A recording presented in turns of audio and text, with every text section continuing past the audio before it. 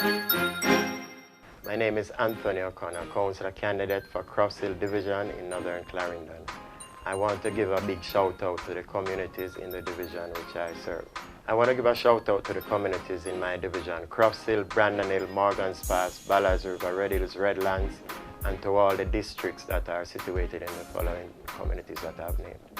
Some of the achievements that I've been able to accomplish during my 4 years as a councillor for Cross Hill divisions are doing major work to drains and roads. The Long Ground Road, Lamson Road, Corner Road, Hickory, Cargill, Georgewood Road, just to name a few.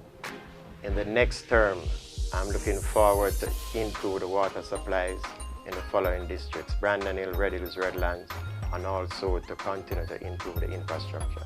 Vote for me, Anthony Oconner, on November the 28th when you go to the polls. Remember, the PNP is always with the people and for the people.